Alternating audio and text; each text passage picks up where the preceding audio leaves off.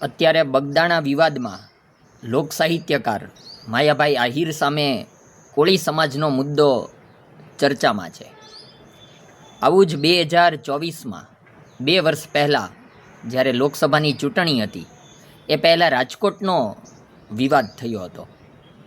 તેમાં ભારતીય જનતા પાર્ટીના વરિષ્ઠ નેતા અને હાલમાં રાજકોટ લોકસભાના એ સંસદ સભ્ય પુરુષોત્તમભાઈ રૂપાલા સામે ક્ષત્રિય સમાજનો મુદ્દો હતો. એ બંને ઘટનામાં કેટલી સામ્યતા છે તેની સરખામણી અને તેમાં શું નોંધનીય છે તેના વિશેની વાત છે. લોક સાહિત્યકાર માયાભાઈ આહિરની સામે કોળી સમાજનો મુદ્દો છે. એ મુદ્દો એ ભારતીય જનતા પાર્ટીના નેતા પાટીદાર સમાજના પણ આગેવાન એ પુરુષોત્તમભાઈ રૂપાલા સામે ક્ષત્રિય સમાજનો મુદ્દો હતો.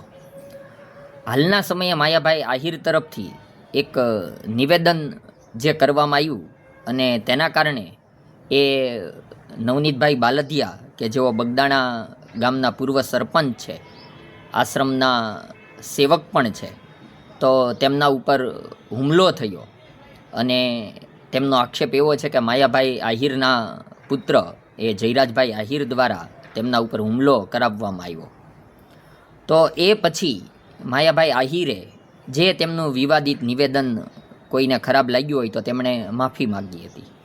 એ જ પ્રમાણે ત્યારે 2024માં લોકસભાની ચૂંટણી પૂર્વે પુરુષોત્તમભાઈ રૂપાલાથી વિવાદિત નિવેદન બોલાયું. તો એ સમયે પુરુષોત્તમભાઈ રૂપાલાએ પણ માફી માગી હતી.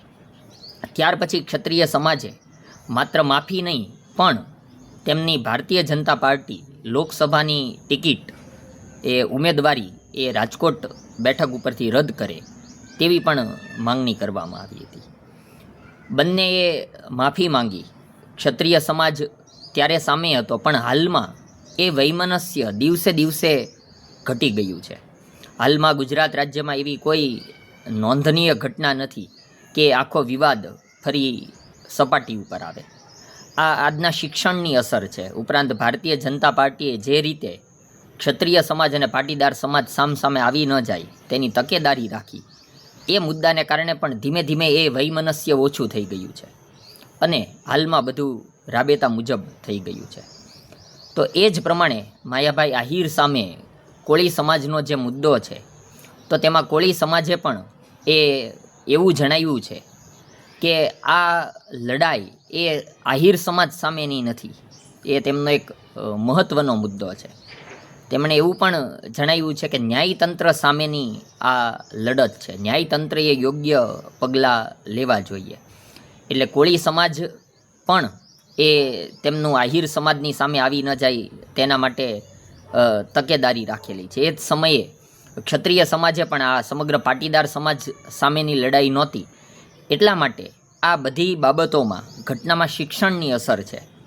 આખે સમાજ સામેની લડાઈ ન બની જાય અને બધું સમાજમાં બધાનું હિત જળવાઈ રહે, માત્ર મુદ્દો મહત્ત્વનો છે. એ બંને બાબતોમાં નોંધનીય છે. ત્યારે ભાજપના વરિષ્ઠ નેતા પુરુષોત્તમ રૂપાલા સામેની લડાઈ હતી. હાલમાં એ લોક સાહિત્યકાર માયાભાઈ આહિર સામેનો મુદ્દો છે. પણ મહત્ત્વનું એ છે કે બધા સમાજનું બેલેન્સ જળવાઈ રહે. જેવી રીતે એ સમયની જે લડત હતી એ પુરુષોત્તમભાઈ રૂપાલા સામે ક્ષત્રિય સમાજનું જે વૈમનસ્ય હતું એ હાલના સમયે ઘણું ઘટી ગયું છે. એ જ પ્રમાણે ભવિષ્ય માયાભાઈ આહિર કુટુંબ પરિવાર સામે જે કોળી સમાજનું જે વૈમનસ્ય છે એ પણ લાંબા ગાળે એ વૈમનસ્ય ઓછું થઈ જાય અને ધીમે ધીમે સમાજમાં બધું રાબેતા મુજબ થઈ જાય, એ દરેક સમાજના હિતમાં હોય છે. પણ આ બંને ઘટનાઓ એ નોંધનીય છે. બંને ઘટનામાં કેટલીક સામ્યતાઓ છે.